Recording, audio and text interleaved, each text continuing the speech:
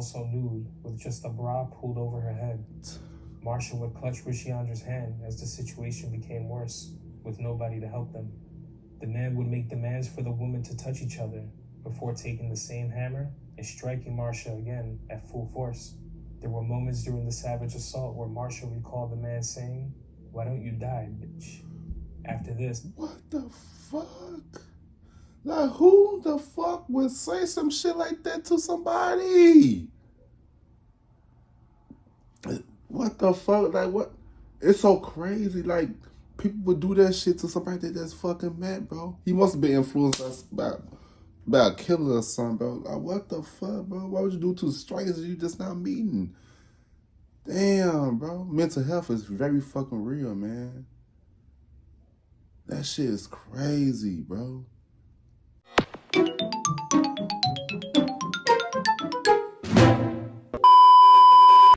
Yo, what's good? What's going on YouTube? It's your boy Kewonis CB, and now I'm back with a motherfucking reaction video.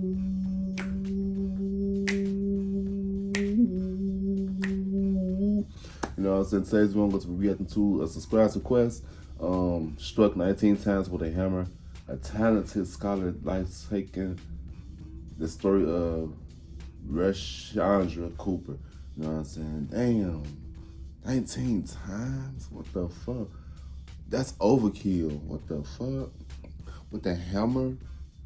Damn, bro. What the fuck? But shout out to the person that told me to react to this. Shout out to you, shout out to you, shout out to you. You know who you are, you know what I'm saying? But you like to forget a thumbs up and don't give a thumbs down, kind of why. I really don't care, just you too. You want to see more reaction videos from me or any other videos from me, make sure you guys go on my channel, check my videos. If you do like my videos to my channel, go ahead and click that subscribe button, you know what I'm saying? Yes, squad. Let's get straight into this video. Shall we? Let's get it. Let's get it. All right, full screen. Before we get into today's story, I'd like to take a quick moment to give a big thank you to a man by the name of Julio Bryce, a friend of the person that we'll be discussing today. Thanks to social media, I was able to reach out to Julio because I saw that he had used a hashtag in relation to today's case. He was able to give me his recollection of what things were like when this took place, and also give a glimpse into how this affected him and many other people. Now, it isn't my intention to bring up any bad memories when it comes to this incident. This story isn't just about tragic loss, but more than anything, about survival. Like many of the stories that I've covered here, sometimes people display a strength that isn't often seen. I also need to warn that certain details in the story are very hard to listen to. So before jumping in, viewer discretion is advised.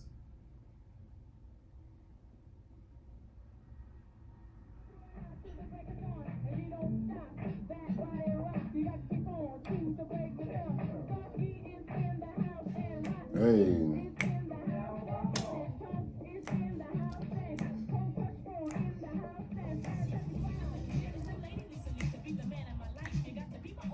Okay.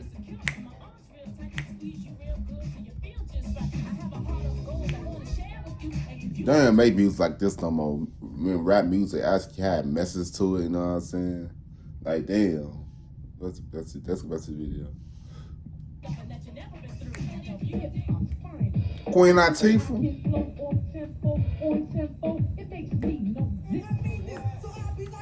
Queen Laura Hill. They got, man, look, man. What? Foxy, did it?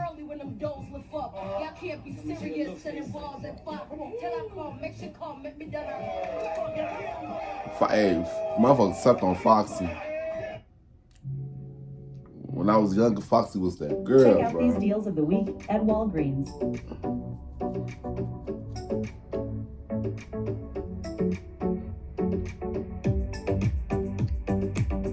Save on essentials and more only at Walgreens.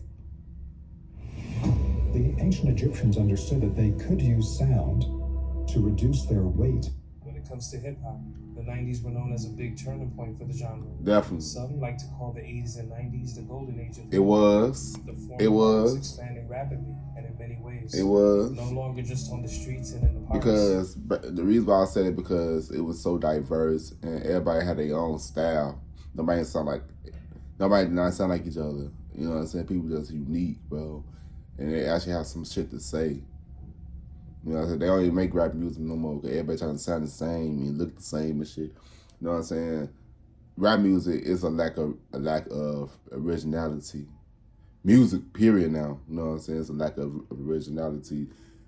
Comment down below if you guys agree. You know what I'm saying? That's this video. But taking its rightful place in the mainstream. It was a time known for innovation by countless producers and artists, with many heavy hitters being born. You had artists like Wu-Tang, Mobb Deep, others discussing the raw reality of life Fat on Joe. the streets. You also had groups like A Tribe Called Quest and Yes. Soul of the Native Tongues Collective, speaking of their experiences from a different perspective. There was something for everyone. The Native Tongues Collective I just said that. from the song African Cry by 60s funk and R&B group The New Birth.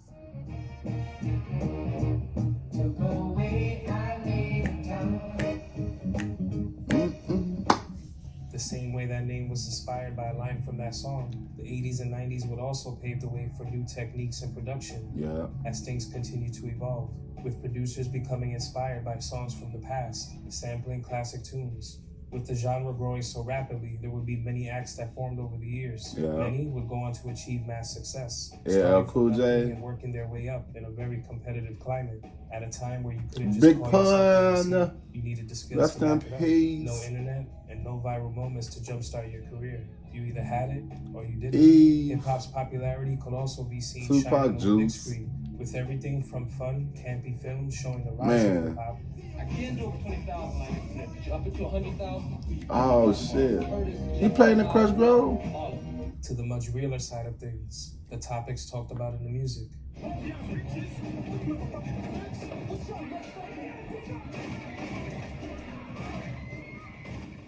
Outside of the mainstream sounds today, you can still find artists across the board who deliver a familiar sound in their music. You know I'm well connected, staying packed, got a small weapon. I never heard. Who is this? The Upper West where nigga rapping, the block hectic, regular scales to get the metro. Okay, I like his flow. You know that New York, it still got diverse because they got their own little sounds. New York, it's like every city got their own sound. You know what I'm saying? Chicago, we got our own sound. New York got their own sound. Atlanta got their own sound. Down south got their own sound. Yeah, it's still originality out there, but not as much as it used to. You know what I'm saying? People talk about the same thing. You know what I'm saying? A lot of these rappers and stuff be fraudulent as fuck. They don't really be about what they rap about, or man, it's crazy. That's the video. You don't know what's coming next. Know them won't come along when they see you at your best. I would try and buy a half a hole and tell them. Now from the BX, the Puerto Rican T-Rex, walk in the wrong hood and get a hand. You got the Nazi, but smoother than the Kleenex in a dirty apartment. Choose a target. I'm not another starving artist. Now, there were many artists who weren't as well known in the genre, but equally talented, and we're here to talk about one of those today. A hip-hop group out of New York City who had the brains, the skills, and the drive to become just as successful they look as familiar. others. But while on that path to success, before they could ever really take off, they'd experienced one tragic event that changed everything for everyone involved. On today's episode of Evil Intentions, this is High Roller, the story of Rushiandra Cooper. Rushiandra. Wow, what did I say her name was? Rushiandra.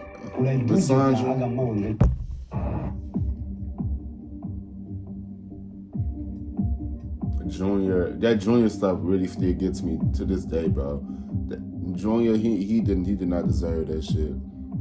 Man, that shit makes me so angry. Man, I hate what happens to Junior, bro. Rushiandra Cooper was born on January 5th, 1973. Capricorn, just like me. New York. She was born to two loving She and is caring beautiful. parents. She attended St. Mark. Y'all don't know who she looked like, though? I don't know, her and Michelle Williams from The Different World. It was a Different World with Steve Urkel. They kind of look like with them eyes and that smile, bro. That's that picture right there they just showed. She looked just like Michelle Williams. Am I tripping? Or y'all agree? Or they? I don't know. Let me know in the comment section below about the video. school and graduated from Brooklyn Technical School. Rushiandra, 23 years old, who also went by Rushi or Mello, was described as a beautiful and intelligent young woman with the world at her fingertips. To those close to her, she was always seen as a leader, and it showed through her passions. Now she'll let Michelle Williams right there. In high school, and they Right there she immediately do. hit it off, becoming great friends. She was described by him as a beautiful woman with a keen sense of style, someone very sweet and very gentle, but also very intense, without being imposing. She had many men who were taken by her beauty. It was very hard to not crush on someone like Rushi. She was a beauty, and she had the personality to match. Rushiandra was a straight-A student with a 4.0 GPA while she attended Brooklyn College. She was a psychology major while there, and she would go on to graduate. She spent a lot of her time mentoring children who weren't getting the best education. According to a former professor of hers, it broke Rushiandra's heart to see kids going down the wrong path and not getting a decent education. So she would assist in a conflict resolution. Y'all know that the system, they don't really care for us like that. They just care for us to make us government employees. You know what I'm saying? I always felt like that since the beginning, bro. Like, man, anything that the government do, they always want to go against us, bro. The system, period, bro. It's not, the system's not for us. It's really to go against us, to be honest. That's really program at Maxwell High School and at Redirections High School. That goes for any She race. built a great rapport with the kids. It's a class The war. kids felt like she understood them, and she came from the same place as them. Rushiandra was driven, focused, and in 1996, she was even undergoing background investigations when she applied to be a part of the NYPD. Over the years, she had collected countless awards at her family's Crown Heights home. She was dead set on making things happen for herself, and those around her wanted to see it happen. The people around her always wanted to protect her. At home to her family, Rushiandra was considered the sweet spirit and comedian of the home. She would graduate college and was looking to pursue her master's degree, and scholarship offers were starting to come in the mail. Her future was looking very bright. She definitely had her options. Aside from being a scholar since pretty much a child, Rushiandra was also known to be a talented writer and lyricist, influenced by the many hip-hop acts who had risen to fame in years prior, influenced by the real things going on around her. Music was life for her and her friends. Rushiandra met her best friend, Marsha Davis, and another woman, who I'll leave unnamed for privacy reasons, and they would form a hip-hop group called the High Rollers. This was around 1990 or 1991, according to sources, although according to Rushiandra's sister, a hip-hop group and the love for the art was something that they started a long time ago when they were kids. Marsha, residing in the Forest Hill section of Queens at the time, was someone who knew Rushiandra since they became friends in parochial school. Both of their families were very close. The two would go through school together, including college, and both graduated, being close friends the entire time. Marsha, much like Rushiandra, was also a very driven and focused person. At the time, she worked in real estate and was also passionate about the music they've been creating. Their mission as a hip-hop group was to convey... I love music too, man. Music is, man... Like, I'm a poet. I write poetry too. Like, I understand the love of music, bro. That's a lot of people don't know about me. Well, some people know that I love poetry, that I like to perform. You know what I'm saying? Yeah. I just have to say that. While discussing the reality that surrounded them, the group had began performing at local venues and building a reputation, networking, and getting to know others in the industry. According to those close to the young ladies, they knew people who were well established in the industry, and they were just about to start taking off. People wanted to see them make it. They had just recorded a demo with what was supposed to be their first single, titled Life Ain't Easy. Some of the lyrics to the song would go something like this.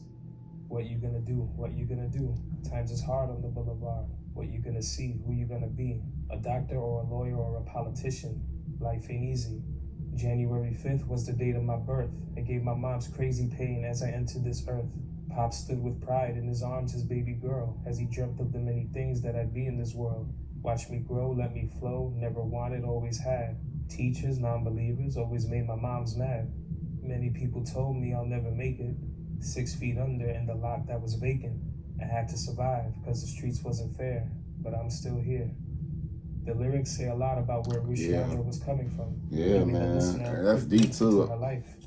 So I love lyrics. I'm a lyrical person. I like to listen. Acts trying to get their foot in the door as well.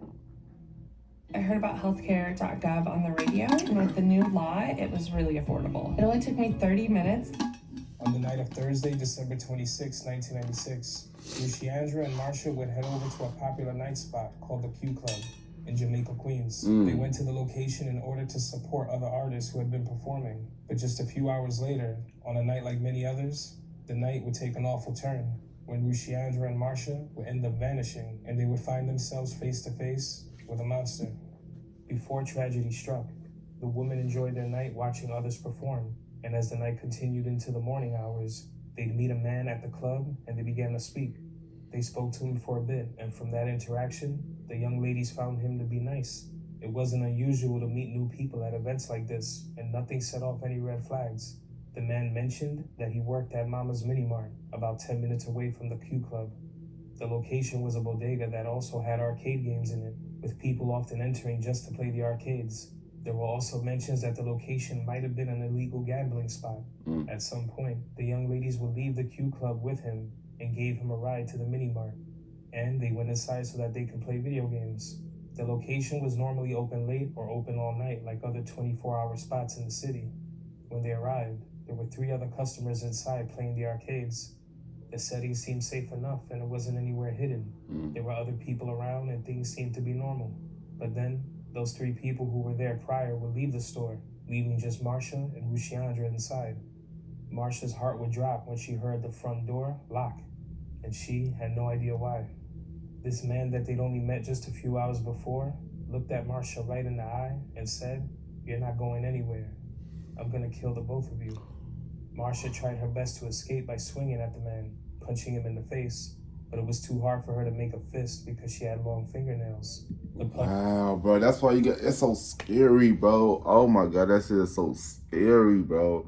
That's why I tell you that, bro. And, oh man, people, this could be deceiving, bro. You never know who you fucking with, bro.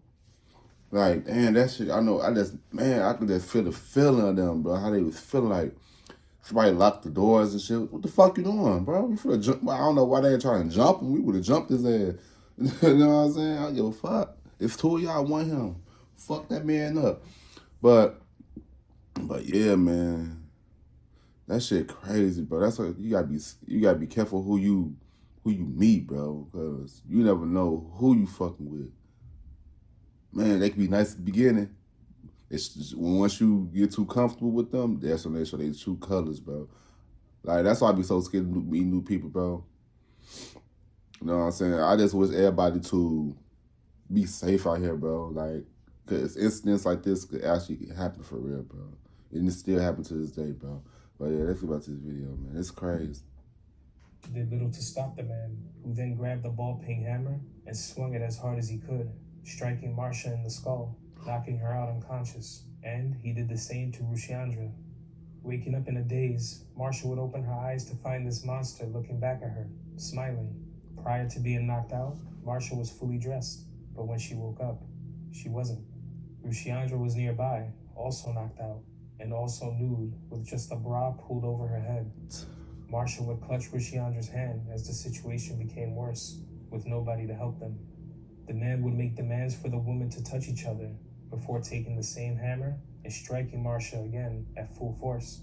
There were moments during the savage assault where Marsha recalled the man saying, "Why don't you die, bitch?"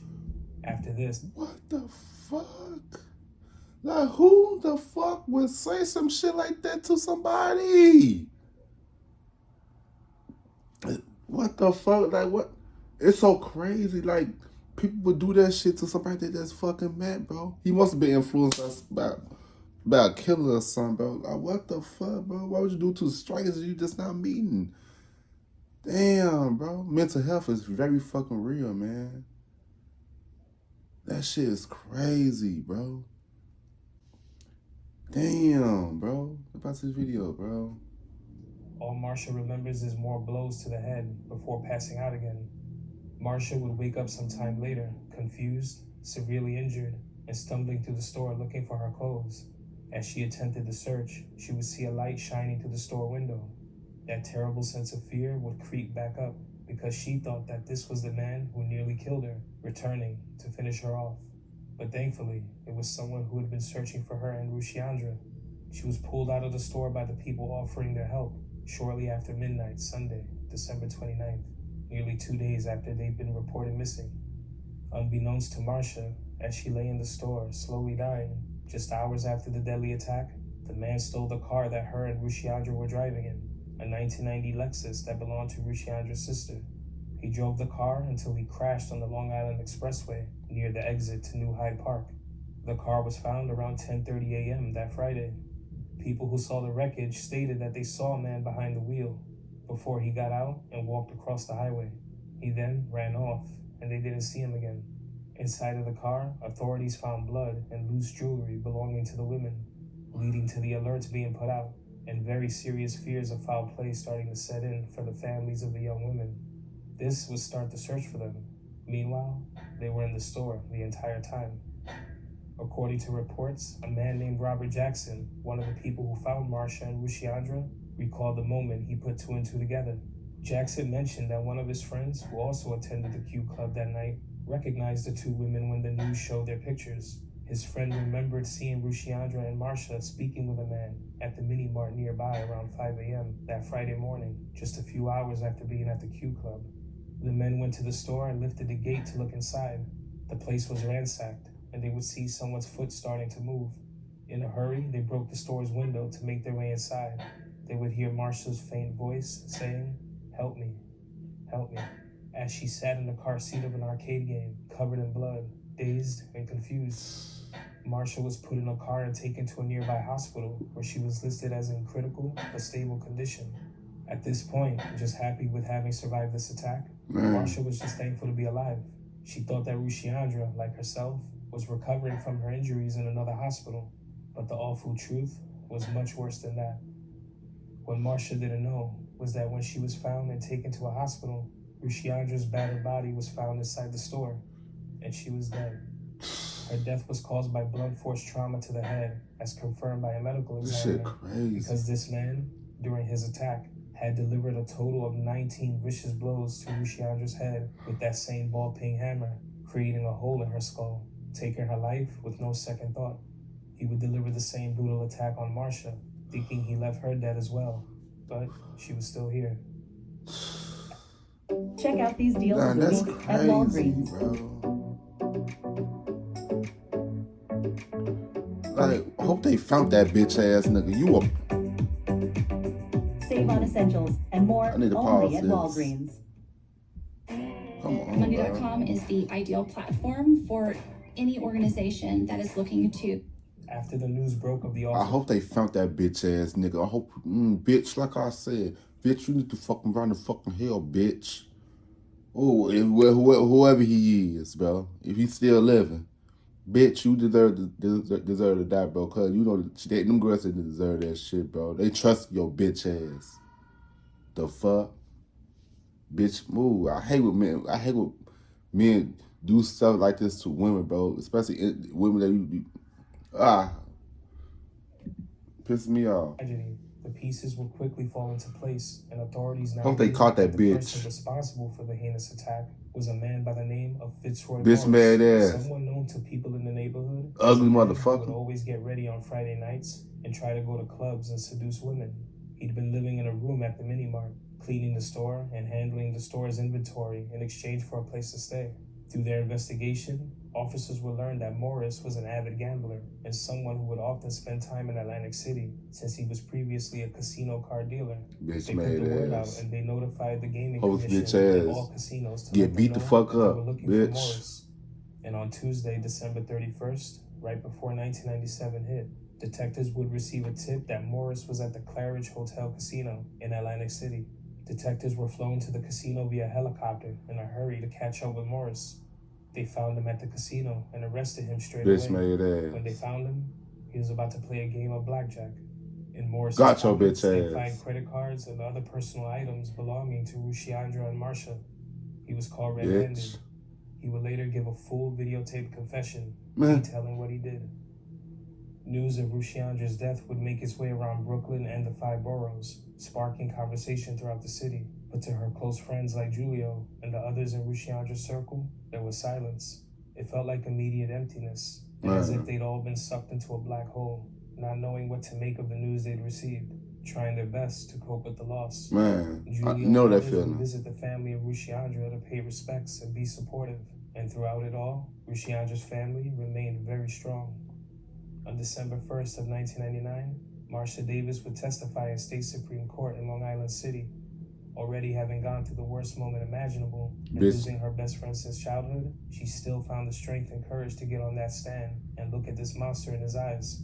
She would explain the events of that night as she fought through tears, as if the memory alone transported her to the very moment she almost lost her life, the moment her best friend's life came to an end. She would identify Morris and state that she would never forget his face.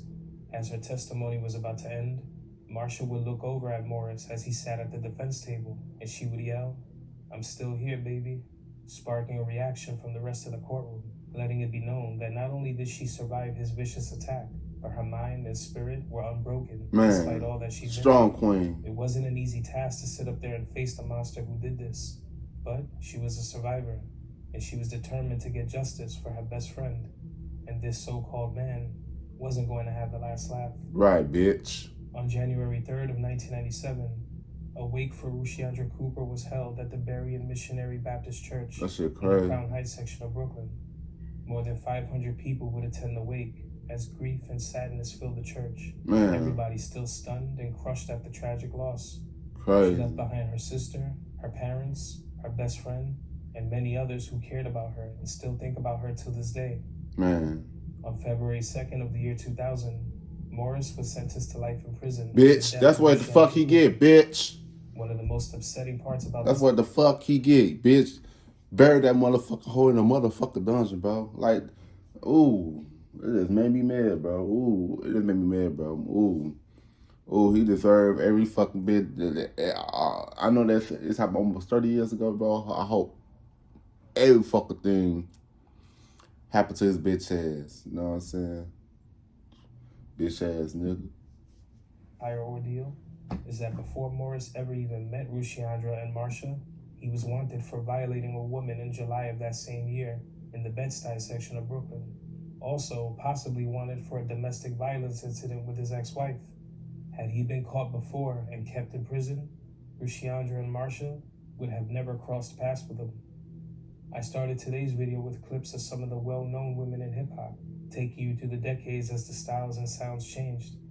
Rushiandra Cooper, by all accounts, was every bit as passionate about her music, as were the other members of her group. It's just crazy to think that had this tragedy never occurred, there's a good chance the High Rollers would have taken off and had a real impact like other hip-hop groups we hear about today. And if they decided they wanted to take another route in life and leave the music behind, well, they had that option, because their talents, intellect, and drive went far beyond the music. Their hearts were always in a good place, and they knew they wanted to make a difference with whatever they put out there.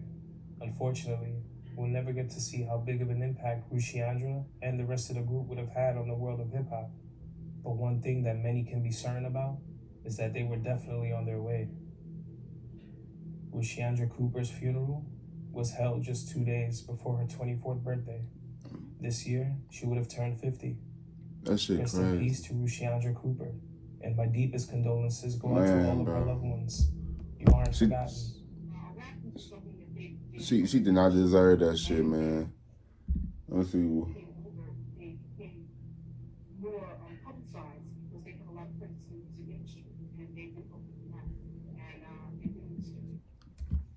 Man, that shit crazy, bro. She didn't even fucking deserve that shit, bro. That just made me mad, bro. But I'm glad that bitch ass nigga got life in fucking prison. You know what I'm saying? Like that shit bogus, bro. Like what made you want to do that shit to somebody, bro, that you just fucking met, bro? And they fucking trust your bitch ass. But I hope they whooping his ass in that bitch. You know what I'm saying, bro? Like, man, or worse. You know what I'm saying? Like, did these shits to these innocent women, bro. And did shit to you. Fucking. But yeah, man. Let me know you guys' thoughts in the comment section below, you know what I'm saying? You like to give a thumbs up, we're gonna give a thumbs down, kind of why. We don't care just for two, you know what I'm saying? Yes, subscribe. I'll see you guys in the next video. I love y'all.